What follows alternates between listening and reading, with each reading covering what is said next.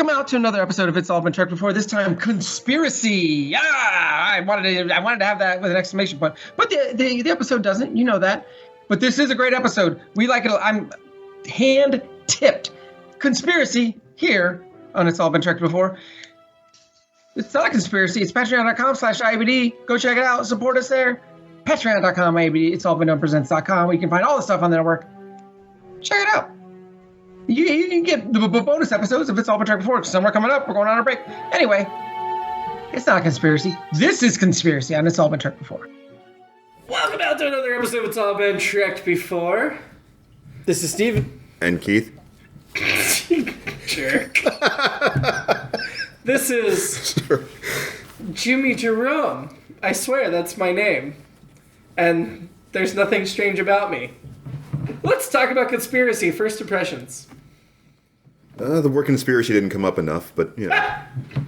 It came up, what, once, twice? 3 times a lady? Perhaps.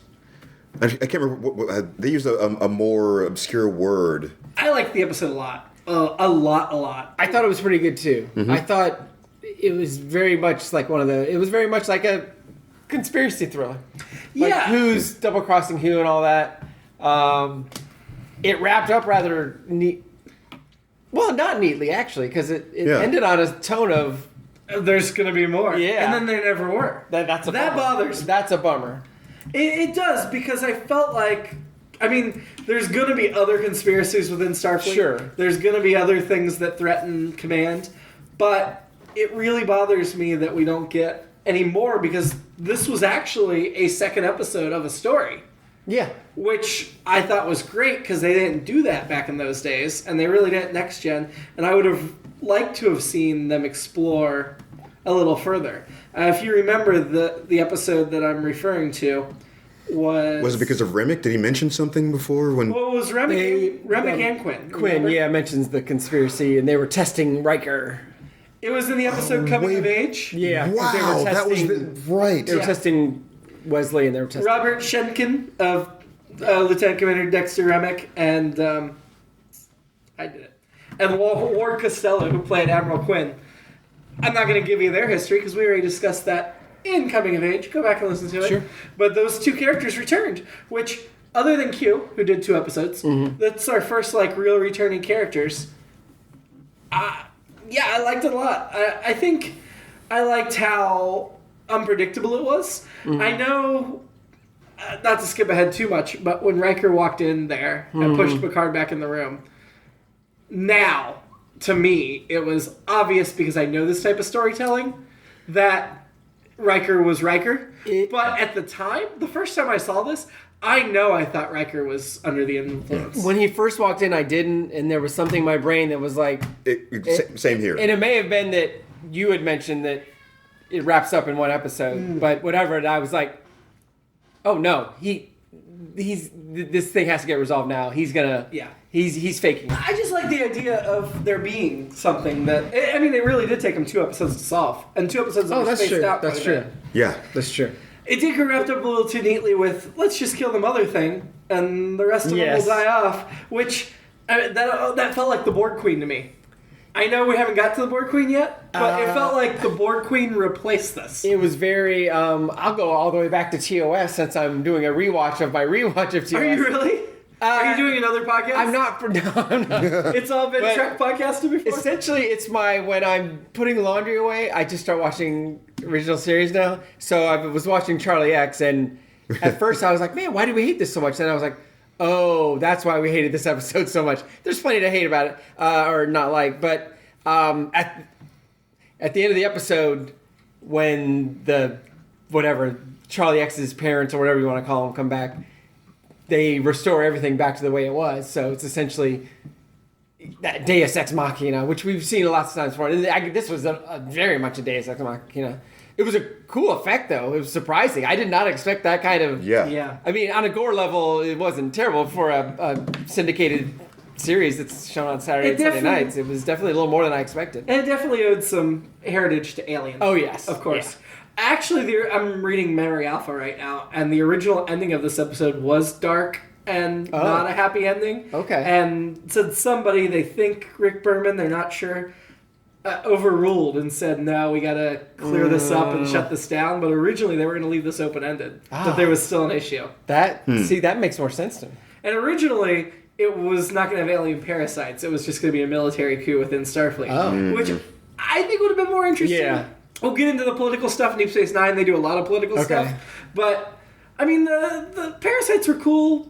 But yeah, I think just a straight military coup would have been more interesting. Yeah, I thought it was intriguing early on, and then it went that other direction. But I thought that was interesting too. I thought in that aspect, this is one of those episodes. Like the last episode, we said you have two different things going on, and you could not merge them all. This one, like a lot of thrillers or whatever you want to call them, did go different directions that I didn't expect it to. I will say, and they mentioned this in Memory Alpha, there is a 2-part Deep Space Nine episode that reminds me very much of this, where there's a conspiracy in Starfleet and Sisko has to go back to Earth. And it's a 2-parter. Okay. But there were no alien parasites in that. Okay. So, unfortunately, they never follow up on the homing beacon. So, for this type of show, I think this was already... I think one of the reasons why we enjoyed this is because it was already a departure from the form. It's impressive that they let that much time lapse between the episodes. Yeah. It's realistic in that sense. You know, these guys go off somewhere in space, and who knows what's going on. These things would have to take a lot of time to come together. It was only 6 episodes. Really? Yeah. Huh. Still, that's... For that, that's still restraint and patience. Yeah. I don't think that the military coup would have worked as well yet for this. This is still like an episodic era of things, and later on, certainly in this type of series, for as you were saying, in Deep Space Nine. That's more like that form, yeah. It's much more of a continuity kind of thing. Voyager, too. I mean, you can do things like that, but they weren't ready for that here yet. There were a few things recycled in this episode. The exterior footage of Starfleet headquarters on Earth... Was that from what? Was from the Jimmy-Jerome. Oh, okay. And you can tell because there are a pair of Tellarites in robes outside... That's the only time Tellarites appear in The Next Generation. They leave that species completely out, even though it's one of the 4 founding species in the Federation. But you see the same Tellarite extras that were in the Jimmy-Jerome in this exterior shot. Well, they must like just to hang around Starfleet headquarters. Well, I mean, that could be their shift. You know, they're the same time, so these are the same too. Well, they weren't wearing uniforms. I met someone 100 years later. I met someone last night who 70 years. did not like the Jimmy-Jerome. Were they dumb? No. I thought it started with a very flowery captain's log from Riker about the First officer's log. Sorry, first officer's log from Riker. They're always captain's logs to me. About the glimmering shores and seas of Pacifica. An ocean planet. Really, Pacifica? Come on. Was Atlantica taken? I mean, come on. Yeah, that's the other planet. It's not as... Wow. That's on the other side of the galaxy. Call it Sargasso or something. Give me something like that. If it was an uninhabited beach planet, I could see them naming Pacifica if humans found it. I'm just more annoyed by, once again, we have a homeogenic planet. Right. The whole planet's beach and ocean. Well, maybe that's just what it's known for to them. I mean, there could be other things on the planet. It's just like we only use the beach on that planet. And Star Wars did steal this in Attack of the Clones. The kimono or whatever. Not kimono. Where they go and the clones are made. Camino. Yes, yeah. Camino. Yeah. Camino dart. I did like Riker and Troy talking about Pacifica, though, because I'm like, those two are going to hook back up. Yes. They're going to have some XX. I have a lot. I felt like that was a giant tease for them to start the episode with, like, Troy's going to go swimming. I'm not leaving this Saturday night. When are we getting there? Wait, are you kidding me? I think they lost a lot of viewers after this show. I'm going to predict. I don't know the numbers. After this episode. But I think that next week, people are like, I don't recall ever seeing Troy in a bathing suit. Me either. As far as they go. But in Deep Space Nine, Worf and Jadzia Dax go to Risa, and you get to see Jadzia Dax in her bathing suit. So there's some Star Trek bathing suits to look forward to. Troy's bathing suit isn't a bathing suit, though, right? I'm sure it's just naked. Because Beta Zed's like nudity. Yeah, probably. I mean, that's what she was talking about when she said a moonlight swim. Oh, yeah. She was talking about night swim. Her and Riker were skinny dipping. Yeah, absolutely. Yeah. Well, since we're at the top of the episode again now. Yes. I thought it was interesting that they started it off. It's Geordi telling the joke. Kind of a funny moment there. It felt like this was going to be a light episode, a good swerve. They were really setting us up for that, and also they were really selling something that made me a little confused at my next point, which was, so you get this admiral. Was it? No, it was like another captain. Captain, you're talking about Walker Keel. Yes. Played by Jonathan Farwell.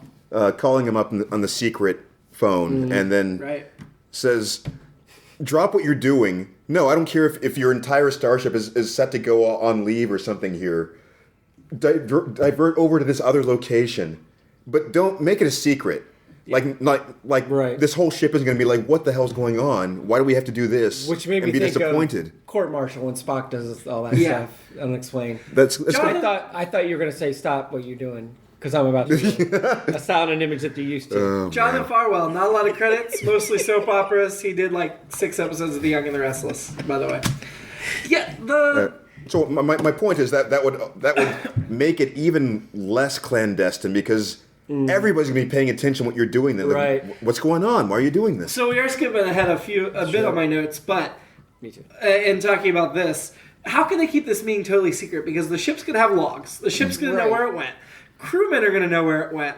He says the meeting never took place, but then he immediately says, "Tell Beverly I said hello." Yeah. Which is funny because Picard goes back, tells Troy all about it, tells Data all about it. Eventually, seems like he tells Geordi and Worf all about it, but then lies to Beverly of, "Oh yeah, I didn't see him." The one person he says to say hi to, he lies. Well, and I thought that was supposed to plant some doubt in Picard that because they went through all that test, which I thought the test of him was cool. Yeah, because you learned some information and all that. But and then it's like, but you can't tell anyone. But tell Beverly you saw me and say hello. So I took that as these guys aren't that good or do you think doing. Or do you think he knew that other captain? That other captain. What was her name? Trilla Hill? Scott. Scott. Captain Scott. Who was... Not even close. Captain Trilla Scott, played by Ursuline Bryant. Maybe, because she was actually... had the thing in her neck, so I assume... She's best known for playing Dr. Wexler on Seinfeld. This is her second most famous role. I supplied the Seinfeld reference. Does it say what episode that was? Yeah, The Burning. Oh, yeah, where Elaine... I think it's where Elaine tries to get her... She gets alienated by the doctor. But anyway, she was the one in their little group that was... She was the parasite. Yeah. So you assume she probably killed Keeler, or Walker Keel. But... do you think maybe that... maybe I'm reading way too much into this. Do you think maybe he was trying to warn Picard, to warn Beverly? That's right. Because Beverly was being targeted. I think there was definitely something in that, so I think that makes sense. Beverly was the first one they targeted on the Enterprise. Yeah, you're right. I think that makes sense. And Beverly, which we will find out very soon because she's got one more episode, and then she's promoted to the head of Starfleet Medical. So they're setting her up. Why were they targeting her? Because she's the doctor? Well, she's about to be promoted to the head of Starfleet Medical, which we don't know yet. Okay. But after one more episode, she will be. So if you have that forethought, I mean, maybe these were really cut scenes or whatever, but if you have the forethought, she's about to be that, then yeah, that would be super valuable. And also, back to the point of it being secret, Walker Keel says his XO and his medical officer have changed, so 2 of his senior staff. But again, his ship's just sitting up there while they meet. His XO clearly knows these other ships have come to meet him. Yeah. So it was very ridiculous. Yeah, they pull up and it's like, hey, there's that ship, there's that ship, here's this other ship. And the other weird thing was when they found the wreckage of the Horatio, there were no bodies. So what happened to the crew? What happened to Walker Keel? Vaporized? Yeah. I mean... You'd think there'd be some organic matter. Maybe just didn't show that far into it. And it also didn't make sense to me that Worf said... it could only be the Horatio when they're like, there's no markings. It's an Ambassador-class ship. There's dozens of Ambassador-class ships. Yes, it's likely to be the Horatio because it was nearby, but it could be another Ambassador-class ship, so why can it only be the Horatio? Just moved past it. They're just like beyond the wreckage. I mean, if we saw a little bit of the hull and the word Horatio on it, but we didn't. Right. I was wrong. The burning episode is where they find out Putty's religious. And it also has the tractor story in it. If you remember that one. And it's where Kramer, I got gonorrhea, if you remember that. So before we move on from the clandestine meeting, I want to mention Michael Berryman played Captain Ricks. Michael Berryman is a well-known character actor. He was in Weird Science. He was in The Hills Have Eyes. Oh, right, that that's what I guy. was gonna ask. Yeah. One Flew Over the Cuckoo's I wrote Nest. that down, yeah. Yeah. Oh, yeah, he wasn't there. Yeah, and I thought he was the best part of that scene. Yeah. I thought Walker Keel was a little ridiculous and plastic, but I really liked Captain Ricks. I wish we got a little more of him. So the next thing I noted was that they were not skimping on the names in this episode. Now, it just really felt like a really big, really continuous, or the continuity. They were really leaning into that and setting this up to be like a real franchise with all the, Oh, real quick, Michael Berryman does have one more Star Trek credit. He will be one of Cybok's warriors in Star Trek V: The Final Frontier, which we'll be watching pretty soon. It premiered during season 2. Anyway. Wow. That is soon. But yeah, they're establishing facts that you can start holding them accountable for. Yeah. Some characters are coming back now. There are other ships with names, or other captains with names, or admirals, and just. And unfortunately, we'll see none of them again. But at least we had Admiral Quinn and Lieutenant Remnick, Commander Remnick. They called the one guy Ryan Sipe, which made me wonder if this is the sports part of the podcast, one of the people was a Browns fan, because Brian Sipe was a Browns quarterback in the early 80s, not too long before this. And they just dropped off the B. Let's finish up the guest stars while we're on that, because we don't have that anymore. Admiral Savar, the Vulcan, was played by Henry Darrow. I'm resisting saying Admiral? He's pretty well known. He's got 145 credits. He looked very familiar. He was in the movie Maverick. He was in The Hitcher. He was in Santa Barbara. That was a TV show. Yeah. But yeah, he's got quite a few credits. So he'll be. I thought he was good too. He does 2 episodes of Voyager as Kolopak. So we'll get back to him eventually. And then the last guest star I think of note was. My planetary racial bias showed, because I kept thinking, well, he can't be affected. He's a Vulcan. I like how he was stopped mid-nerve pinch on Riker. Anyway. Oh, yeah. And then the other admiral was Admiral Aaron, played by Ray Reinhardt, who is best known for the Hunt for Red October and Star Trek Voyager, where he played just in one episode, but I guess it was a notable guest part. So not super well known, but we'll see him again, too. I like that a lot of the guest stars in this episode appear in more Star Trek down the road. Can we go backwards? Sure. Because we skipped a bunch of notes. We're all over. Geordie's joke that we started to talk about but didn't. Was the hyperspace supposed to be like high heels? What? Because he talked about Data's reaction. We didn't get the whole setup. We only got the punchline. Right. But Data talking about like, oh, it was more difficult and whatever. And I'm like, oh, so it's like a woman does everything the man does, but backwards in high heels. When he said it's harder in hyperspace. And Data makes mention of a man having difficulty. And The line was try doing that in hyperspace. Right. No, the maneuver. So I think it was like a sex move. They were talking about. Yes, but I thought the other part of that though was that it was harder for the woman to do the move. No. It was saying it was difficult for a man to do this thing in zero gravity. Yeah, much I'm glad less. you changed that hard to difficult, Keith. Yes. Anyway, it was the punchline was, if you think it was as hard doing that in zero gravity, then try doing it in hyperspace. Backwards in high heels. You should see the other guy. Okay. Yeah, well, Geordie seems surprised that Data doesn't get it. I think at this point, and this is the second or third time this season, where I feel like Geordie's annoyed with Data. Right. And they'll become best friends. But he should know that's going to happen, right? Yeah. I did very much enjoy Data's delayed laugh. Oh, yeah. That was a great scene. It was fantastic. And then I like the Troy shortly after that talks about, well, the holodeck isn't the same as swimming in the ocean. And I was like, yeah it looks the same to us, but it probably isn't exactly the same. Yeah, that does make sense. I did think it was odd that Picard was asleep when the rest of the senior staff was on the bridge. Yeah. Because normally that's like all the day shift. Was he up late the night before doing Dixon Hill till 3 in the morning? I was trying to wonder how the shifts work, and I thought, would the stars that go by, would they keep you up? So you can dim the lights in your quarters. That's what I thought, yeah, but he didn't have them dim. Make the windows opaque. Yeah, in the novels, they mentioned multiple shifts. There's a night shift, and occasionally senior officers will take a turn on the night shift, so maybe you could explain Picard just had his turn. But to me, I was just like, he was up late playing Dixon Hill till 3 in the morning, and so he slept in. Yeah, I guess if you were on starship, you'd have to keep your circadian rhythms. Yeah, although, you still have to keep shifts. is there circadian rhythm though natural to Earth? Well, I'm saying that it would be meaningless what night and day would be there. It just happens It's to be an just on or off time. Right. You know. Well, even if you're coming from Earth, you could have been from France or San Francisco. You're in 2 different time zones. Perhaps. I think you might be like cats, and you're on for 4 hours, and then you can sleep for 4 hours. Right, And something then you're like I think they 4 serve hours. more than 4 hours at a I'm time. sure they do, but It was just weird that Picard wasn't on duty with everybody else. I just wish he'd been in a stocking cap. We did have Walker saying... He has played Scrooge, right? Yes. Stewart? Oh, yeah. Okay. Yeah. So that maybe that's what I'm thinking of. I did think Walker, again, not being a great actor, came on really strong when he was like, don't trust anyone.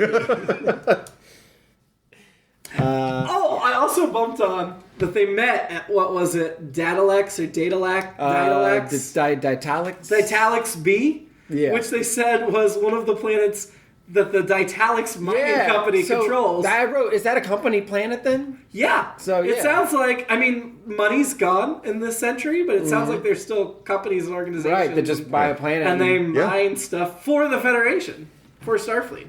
It also sounds like that book Dianetics by L. Ron Hubbard. Oh, yeah. And again, it's just like. So maybe it's a religious planet. Well, I mean, just the way we use milestones. If you say the mall over there, you wouldn't say that it's in this location of this street. It's just like that's where the mall is. So Yeah. Ditalics B, you know. Yeah. I just like the mining company thing. Yeah. I know. I like that too. They found the planet. They own it. That's what it is. And my last note before we catch up. I wonder if they can get enough women there. Harry Mudd brings in. Oh man. My last note before we catch up with the other things we talked about, skipping ahead, was Captain Scott, youngest captain of the fleet, so she's better than Kirk. Well, Not anymore. not anymore. She did get. I did think it was odd that somebody that was the youngest captain of the fleet was being subservient to Walker Keel. Why wasn't she leading the charge? I think that ended up being stricken for the record because she was under parasite control. So I was about to You say. don't know if she was under parasite doesn't control when she got promoted. Why are you saying I am that's saying why she got promoted? I'm exactly saying because that. the admirals. I am exactly saying that. I was going to say the same thing. Okay, And part of that's because I'm a Kirk apologist, but also but they didn't mention that Kirk still held the record. Somebody could have easily bested the record besides her True. in that time. who are these people? Other captains. Who are these?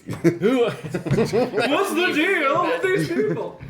Besides the joke scene, though, the Data talking to himself was Oh, I love really that. fun Yeah, scene, too. I like that, too. This was a good Data episode, despite Yeah. how little Data was in Yeah. it. And There was insufficient data in it. I made that. I thought that that was the joke I bumped on when Data said there was insufficient data, and I was like, "Were you not sufficient to the task at hand?" One thing about Pacifica is that is my favorite. It's not my favorite Supreme Court case. It's not. It's one of my least favorite Supreme Court cases. But I wrote in law school. I wrote a paper on that. FCC versus Pacifica is the George Carlin 7 Dirty Words You Can't See on TV or on this podcast. When they did the scan, when they I can't remember if it was Picard. Yeah, Picard, John Luke, Captain, to pass the scan or whatever. Mm-hmm. So they did away with the retina scan. We're just back to voice scan now. Sure.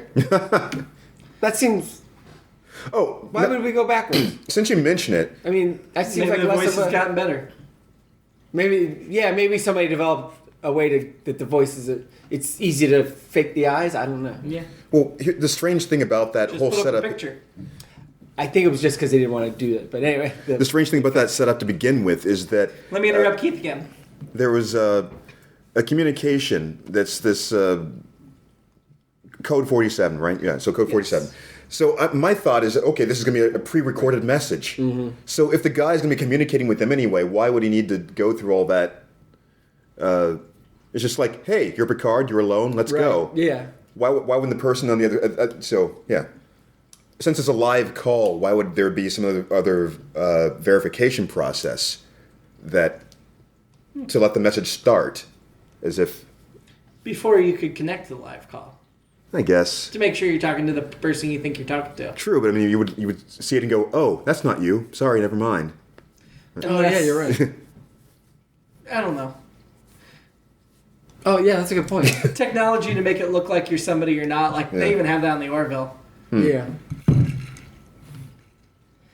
The fight scene. Those were the stunt doubles we've seen in a while. That was TOS level. I really enjoyed that. That was fun, but man, those were high kicks. Yes. And that was Admiral Yes. Jameson's wig again. Yeah. So both stunt guys were just like straight up vertical kicks, just whack. It was like, wow, above their heads. All I could think of was basketball in the locker room and the thing that wasn't a leg going way up high. Riker's kicks looked like either the guy in Office Space, Samir, when he's getting his leg up high to go down on the printer. Axe kick. Or David Lee Roth in some of the Van Halen videos in the 80s where he was doing his martial arts on stage. Yeah. Well, when Riker was in the academy, he was a rocket. That's it. Is that, yeah, there you go. Or he dated a lot of rockets. Well, and they taught him some moves. And I think we all said it in some form. I'm just like, why is he fighting him? He just call somebody, and finally he did. He did. It took like He did, several but exchanges. it's like, You're like, he had to get the crap beat out of him first. Well, he needed some distance. And I know for us it was to also set up that this guy's got super strength or whatever. right. The glass table, the first Chekhov's was glass this table. the first of many glass tables that are going to be shattered in Yeah, TNG? because we had the one glass shattering a few weeks ago, but that was in But that was the engineering. floor. Yeah. There's going to be a lot of glass tables shattered in Star Trek from here on out. I did think it was all of which and were made by glass ceilings, Chekhov. too. Oh, we would. Oh man. Sure, I thought it was odd that when he called for security. The security team was Worf. That wasn't the odd part. Right. And Geordi. Yeah.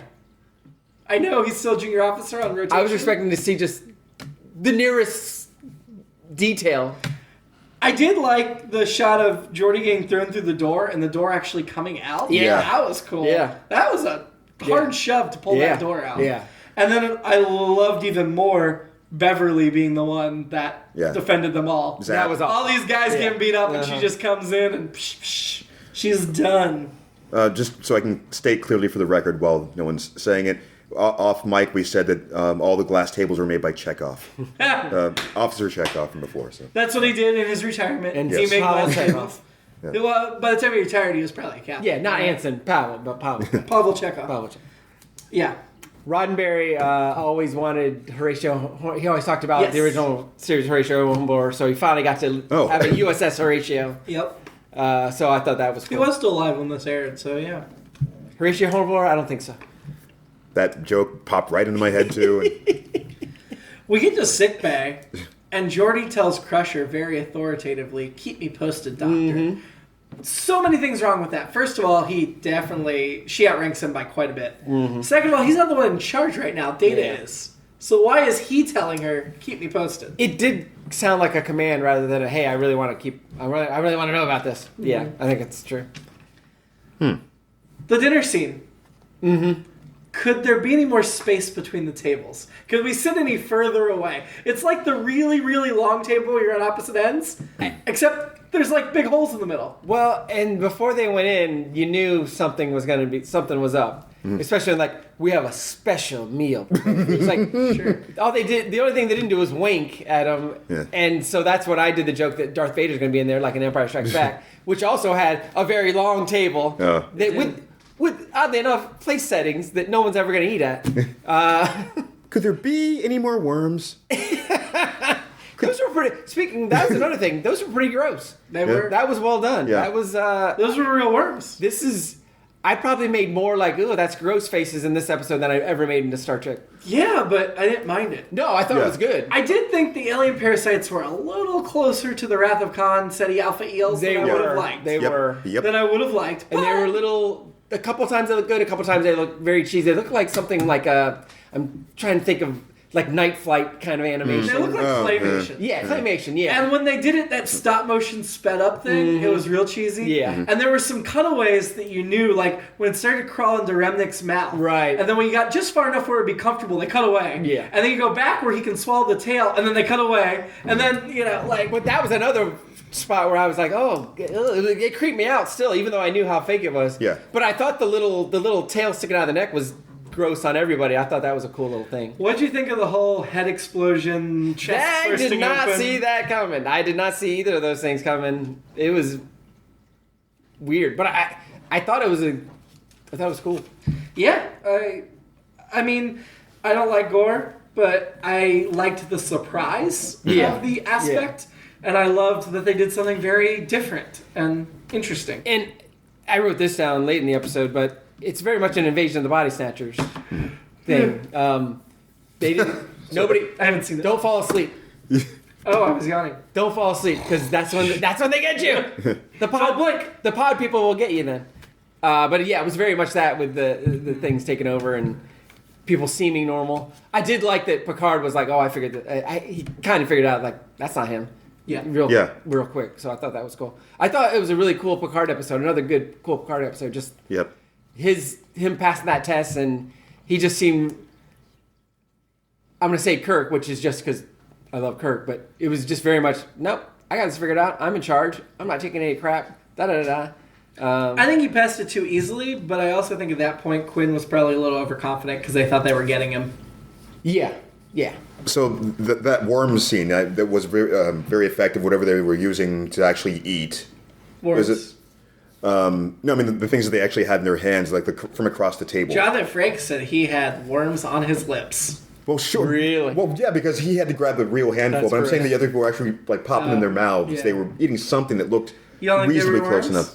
No, I don't know. I don't think so. Cheese curls. Cheese Something. doodles. Yeah, I think one of them did look like they moved in I think Scott's he might have hand. had worms, but I think the other people had some kind of noodles or something. Something. Because they were further away shots. Yeah.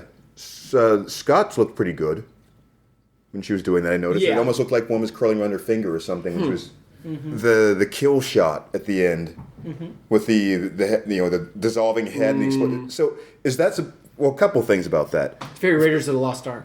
First of all, have we seen phaser kill settings do things like that before? Like No, but we knew the phasers were affecting these things differently. That's true.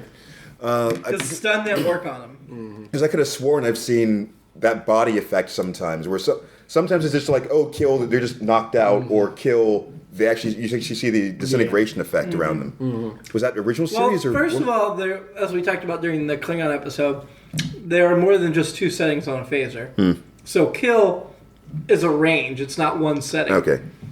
Second of all, I think with this, it didn't dissolve because they were made of tougher stuff. And if the stun wouldn't even affect them, then the kill wasn't going to dissolve them the way it would others. So I think there were a few things that played into that. However, I do agree the phaser settings aren't completely consistent with what they do. So the other thing that I thought was amazing in this, it really caught me off guard, was Picard's face during that whole sequence. I was actually a little confused for a second because, what was the name? The Rimmick. Yes, Rimmick at the end, final boss. Swarming neck. I was so hoping he was going to be the one that wasn't affected. That is Right. perfect final boss. Yeah, so I thought the same thing too, though. I wanted him to just be like, "Oh, what's up, guys?" he swivels in the chair. Yeah. Or, Then guys, we knew. you got to help me. Thank God you came. Yeah. I wanted that. Complete power move. The swivel in the chair. Which was, I don't know if you noticed, it was Admiral Jameson's chair refurbished. Oh, that makes sense. Because I immediately thought of Pike. Yeah. Right.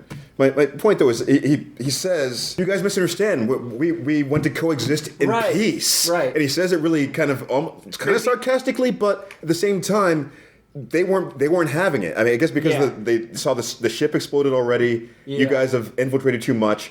Kill. It was just like they glance at each other. Kill. The bulging neck, I think, was probably like, "Oh no, Yeah. No. let's just not take any chances." Saw the queen come out of the chest, kill again, and you go to Picard's face, and he just looks revolted, just absolutely grossed out. I had the same have to face. kill this thing. Do you think Remnick was already infected when we saw him before? I didn't think so. I don't think I so. didn't think so either, but if he had the mother. Right? Quinn definitely wasn't. How do you get infected? How did the Queen get in him? I don't know. That's what I'm saying. I think Quinn definitely wasn't affected, but now I'm starting to think Remnick was infected the whole time, and that's why Quinn was suspecting his closest aide, and he was getting I the. guess I can see I that. don't know. Yeah. That's just too bad. I think Remnick would have been a good character. I do too. I think We're sure he's dead, I like right? the actor. Yeah. Well, I don't know. I have a feeling like rewatching that other episode, it might play differently. The way his behavior was very off. Right? Really, he was a little, I don't think they wrote that other episode thinking he was already infected, considering the first draft of this didn't have the parasites.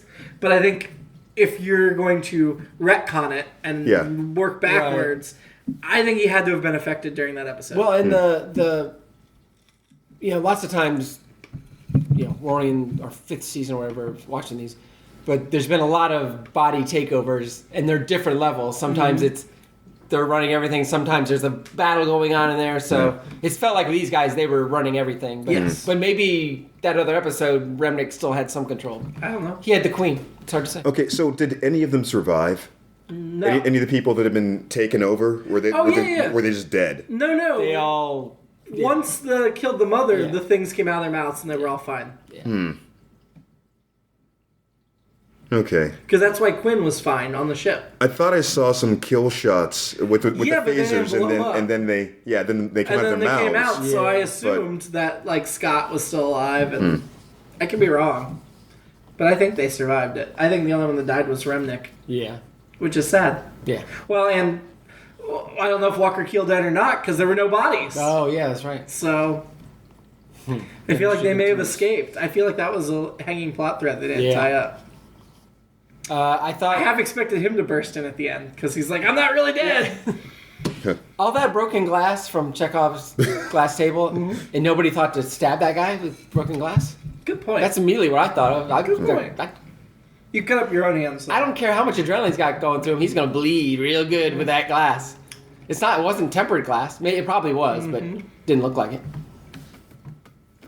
My final note is when it's when the creature does the whole, hey, we can coexist, blah, blah, blah, blah, blah.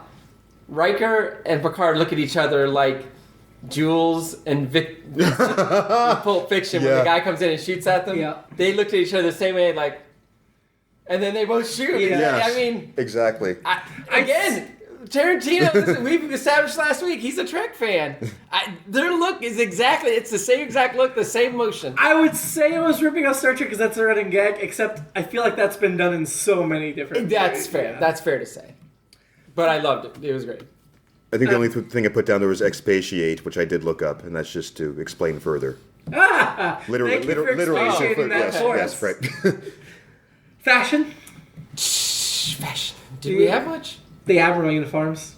They were typical. Oh yeah, they were I don't know. We just can't do an episode without fashion. That's a regular segment. Fair point. No. But you're right. There was very little. Yeah. I noticed I noted there was also another warp 8 this episode. 3 in a row. You keep track. That's your thing. You keep track of that. Alternate episodes. Mine is those creatures were the Rathacon creatures, and they worked their way into the Kelvin universe, and that explains why Into Darkness sucked. Ooh. All right. Well, hot take. We'll come back to that in 15 years. Oh, God.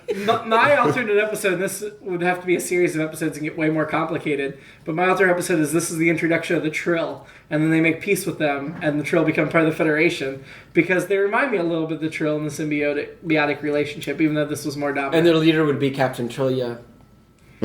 What was her last name? No. Trill supposedly the youngest captain. We'll get Trill in TNG and DS9, and anyway. My alternate episode is they only go warp 7, and the aliens get tired and just give up and move on. There's like he's not coming. Let's just go. I don't think Rudolph's coming this year. Oh man, Keith, your alternate episodes they go warp 7. I love it. So, Wesley's annoyance scale, What happened? Why isn't he in these 2 episodes? So, he was in the last 2, Symbiosis and Skin of Evil, the last 2 before these 2. But then he missed 2 episodes before that, Heart of Glory and Arsenal of Freedom. So he's missed 4 of the last 6 episodes. But he only missed, before that period, he only missed 3 this season. So they just front-loaded his episodes, I guess. Tasha Yar hasn't been in the last 2 either. Who? Exactly. Last week's joke. Wow. Last week. So, who was your annoying character? Riker. Really? Yeah, I just thought when he went in the to confront Quinn or whoever it was. Yeah. I just thought he just wasn't smart. Oh. So I liked that fine. Yeah. Honestly. I didn't. I liked Riker in this episode. Yeah. Overall. Yeah. Keith. I guess it would have to be Walter Kell? Walter Keel? Or Walker Keel? Walker. Why Walker Keel? The whole the call thing that I mentioned before. Ridiculous behavior and bad acting? Okay, so I'm going. I think there's a conspiracy going. So I want to contact you without tipping people off. So I decide to make the most secret, ostentatiously secret possible call to you, just so I can do a face-to-face call to say meet me face-to-face so we can talk. So making sure to alert everybody in the process. Hey, everybody! Yeah. Tell Picard the owl hoots at midnight. Yeah, why didn't he just come to Picard? Why did they make... That too. Yeah. They all had to go to this other planet to talk to Picard. Which was nearby, but hey, maybe if you guys are going to this... That's a fair point. This shore leave thing, maybe we can kind of hang out. So then they're all... Then he comes out of the ocean in the wetsuit. Yeah, and that's a really good point. Yeah. I was also choosing Walker Keel. I thought, first of all, I thought he was bad acting. And second of all, I thought his behavior was ridiculous. I agree with you. So Wooz is the only out on that one. Yeah. Crap, I did it. Crushes of Star Trek. Captain Scott, or are you sticking with Gabrielle? Gabrielle is still my... Me too. Keith? Or Captain Rix? Or one of those little creatures. Or Lieutenant Commander Remnick? They put creatures in our Remick? bodies.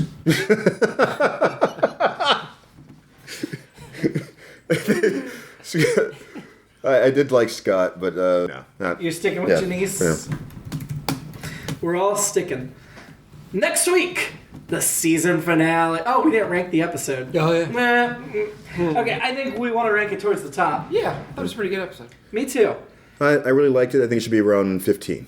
Okay, Yeah. So better than 11001001. Is that where 15 is? Yeah, that's 15 Yes. right Yes, Definitely of course. Yeah. Let's start at the top. All right. Our top episode right now for the season is Haven. Which was... Episode 10. It was Loxana Troy. Yeah. Oh.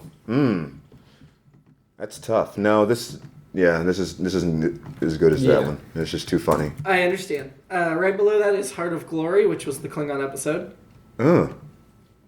No, not there either. Yeah. But we're getting close. Yeah, I'd put it below that as well. Then the Naked Now. Ooh. I'd put it above the Naked Now.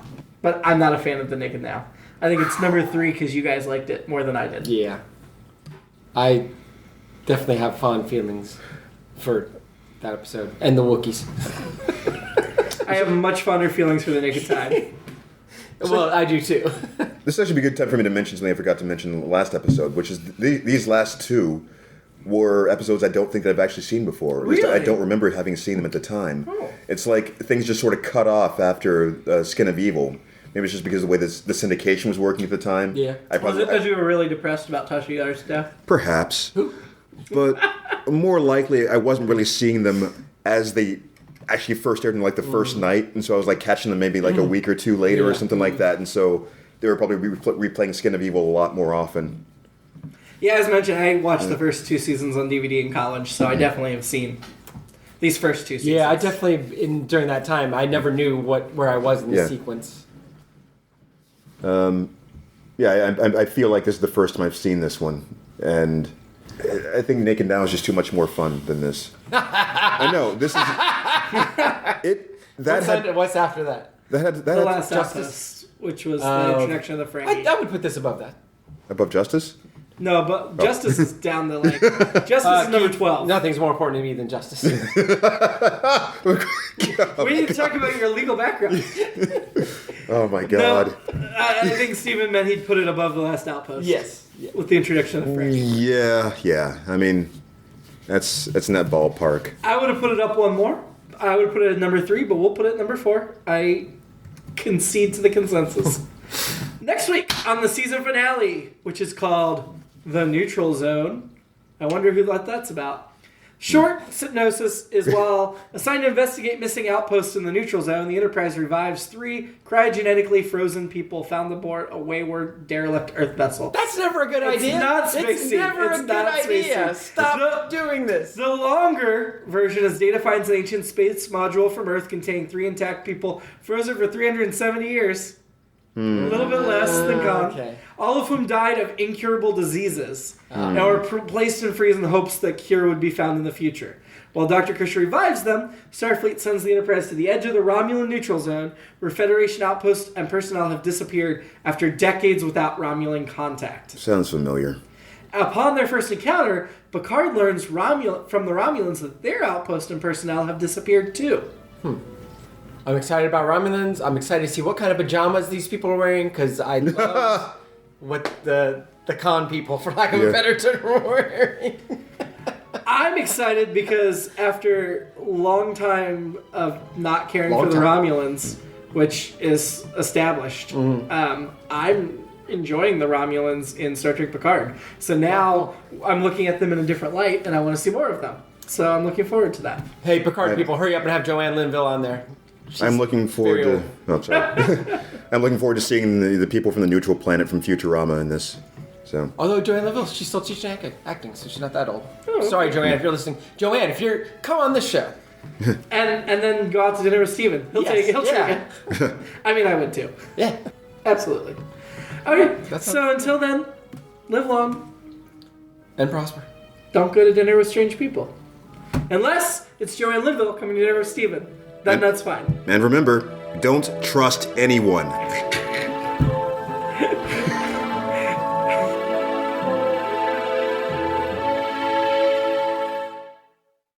It's All Been Done presents. Who's got the time?